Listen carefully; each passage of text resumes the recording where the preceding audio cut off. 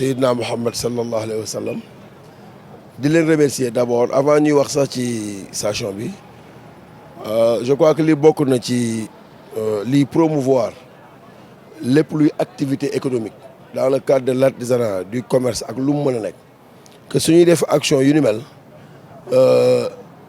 ñi nga xamante ne jàpp nañu ne lii buñ ko vulgariser dina motiver les Thiessois ak les Sénégalais en général pour ñu jàpp ci action yu mel nii ñu koy vulgariser ñi nekk ci seen secteur yi xam ko li ñu fi indi tey d'abord dañuy sant yàlla bokk na ci mébét yi gën a fort yi ñu amoon mooy fexe ba def promotion dans tous les secteurs éducation santé commerce artisanat lépp ñu def la promotion des Sénégalais dañoo essayé woon MK Excellence bi ñuy signé convention doon wut société bu mën a jàpp pour que ñu dindi problème mu embouteillage bi doon am buntu gare routière te loolu dafa laajoon jël buntu gare routière bi transféré ko en face Grand Standing mu nekk un grand chantier bu metti nag ñoom ñu porté wu volontaire en tant que sénégalais dans le cadre de la RSE ñu ne kon ñoom bu ñu leen autorisé ñu def foofu station lépp lu aju ci ubbi buntu gare bi tabax bi dédommager les commerçants et fii may wax ak yow seen ay cantines yi ñu leen den jox mu ngi sama kaw table tege donc tous les engagements ont été respectés du ma tudd tur mais am na kilifa gu mag bu dëkk bi bu ma ni ñii neex nañoo liggéeyal ndax lépp lu ñu la wax respecté ko dans tous les cas te loolu ñun saxaluñu kenn suukar ñun li ñu gis la ñuy wax commencé woon nañ ko ci EDK Oil mu indi coow ci dëkk bi waru faa nekk ñu dem ba caagi MK ñëw EGF mu ngi def promotion Titan Oil ñëw na te yëpp ay sénégalais ñoo ko moom donc dafa jot yu mel nii su amee sénégalais yi génn jàpp ci Thiessois yi ak sénégalais ñu mën nekk ñu jàpp ci parce que suñu ay naataango ñun ñoo ko moom boo demee ci secteur commerce c'est la même chose damay wax keroog benn waaye man na ko bàyyil ba 20 heures passé nga dugg biir commune Thiès Ouest nga wër jaar diggante Mbour 3 dem diggante Grand Standing jëm côté fële nga xool je me suis battu pour mu promotion muy couturier yi muy commerçant yi les centres commerciaux yi nga xam ne sénégalais yi ñoo ko moom mu ngi fees dell foofu boo fa doxee guddi xam ne y'a 6 ans foofu mel woon noonu donc lii bokk na ci li nga xam ni vraiment man sawar naa ñëw ci sawar ñëw bi nag mooy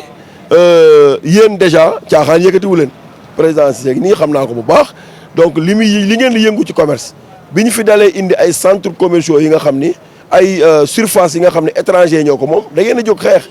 seen président Idi Thiam jóge Dakar ñëw pour xeexle leen ko loolu mooy lan vous voulez que les gens fassent la promotion des Sénégalais dans tous les secteurs bi ñuy waxee nañu indi fii usine ñaw bi di ñaw mun na rey tailleur yi mais man ci ñu ko jóg xeex ci la bokk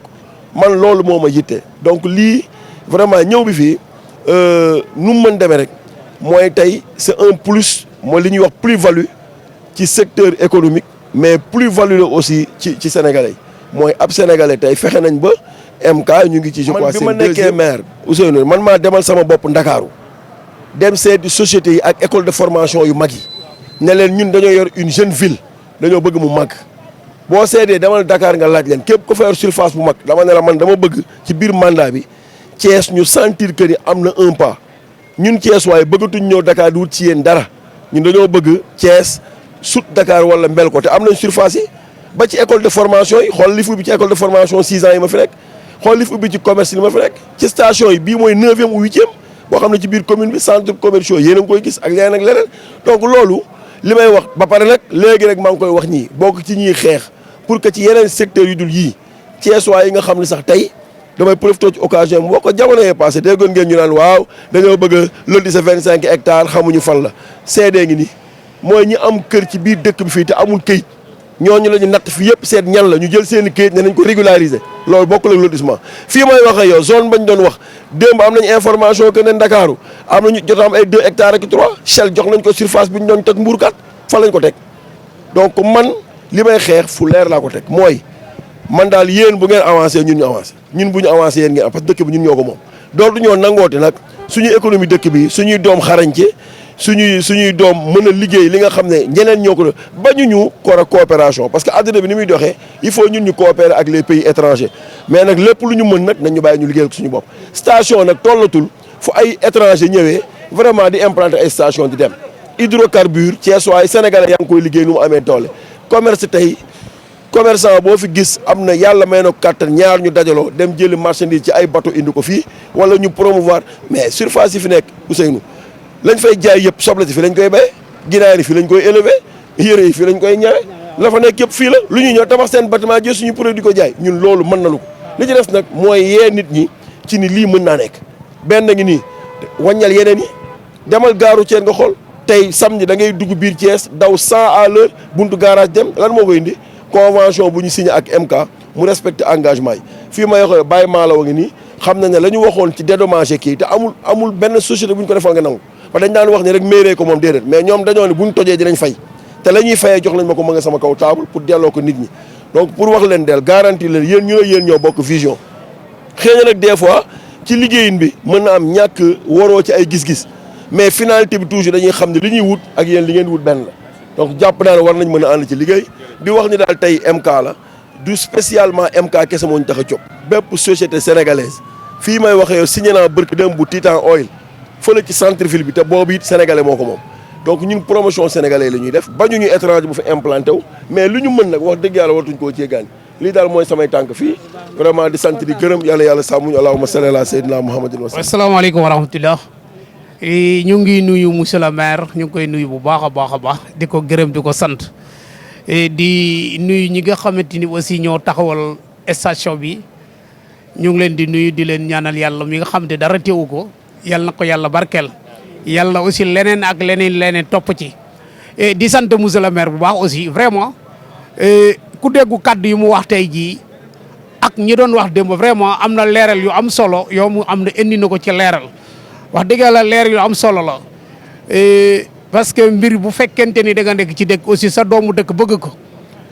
ñeneen bëgg nga xañ ko ñooñu jox ko sa doomu dëkk aussi vraiment def nga sa devoir ñu ngi lay ñaanal yàlla gën la kattanal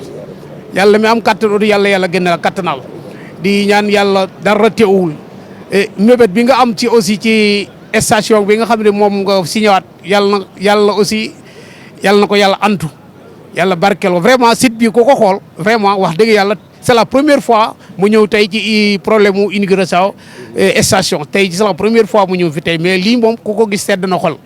vraiment ku ko gis wax dëgg yàlla espace bu toll nii aussi ay doomu Sénégal yu bëree bëri mën ci suturlu vraiment ku ko investir fii aussi ñi ko def ak ñi ko xamante ni ñoo ci ànd ñoom ñëpp yàlla taxaw leen bu baax ak ñi fiy liggéey yàlla barke seen i liggéey leneen topp ci ñu ngi leen di gërëm Baye Diop ñu ngi lay gërëm bu baax di gërëm ñi ma jóge Mass Central aussi Ousseynou Fall laa jóge Mass Central Abdou Aziz Sall ñu ngi leen di gërëm bu baax a baax di leen sant ñaan yàlla defal ñëpp jàmm wasalaamaaleykum wa rahmatulahi taala wa barakatu sant di leen gërëm di nuyu monsieur le maire ak ñi mu àndal ñëpp muy équipe municipale am muy conseil municipal bi mu àndal ak ñëpp ñu ngi leen di nuyu di leen sant di leen gërëm di nuyu Baye Diop mi nga xam ne moom lañ bàyyi woon fii ndax société bi man maa yor réalisation recouvrement ak division pêche président INACOI tamit ñu ngi lay nuyu di nuyu ñi fi teew ñëpp waaw nuyoo bi nag du yàgg parce que liñ ciy jiital rek mooy maire dafa wax boo xam ne boo dee sénégalais di dund Sénégal xam sa réew xam sa doomi réew fi ñu bëgg a yóbbu seen réew sa yaram dafay daw man li muy wax maa ngi sentir sama bopp ci wax ci ndax tey ay tubaab ñoo fi doon ñëw di indi pétrole bi di ko exploiter di defar ay station ay doomi Sénégal yoo xam ne li ñu yor mënoon nañ toog di ko dund ak seen njaboot ñu ni loolu duñ ko def dañuy dem ci dëkk bu ne def fa dara pour ay xale man cee liggéey man cee jariñu ñetti xale yi taxaw yëpp MK la ñuy liggéey te Touba lañ dëkk ñu ngi ci ay différents dëkk tey monsieur le maire liñ fi ubbi lu mu bon donte ñeent wala juróomi kees waa moo Baye Diop indi nañ leen ñu dugg fi di liggéey di am lu ñu jënd ceeb ak dawlin di yóbbu ci seen njaboot ki ñu fi indi tey pompiste la woon tey gérant la kon monsieur le maire bu waxee wax bu mel noonu dañuy xam ne léegi sénégalais yi jóge nañ fi ñu nekkoon ñu ngi feneen ndax société bii day ki ko moom màgget la mën nañoo wax loolu yàlla suturaal na ko mag la mënoon na ni li ma yàlla suturaale du ma fi ne di def dara damay toog dund ci man ak sama njaboot te xam nañ ni mën nañ ci dund ak njabootam mais dafa ni damay fexe doomi réew mi di jariñu di liggéey di am dara mu ñëw ci monsieur le maire man bés bi ma jëkkee gisante ak moom man ville de Rufisque bu Tëngéej conseil municipal laa Tëngéej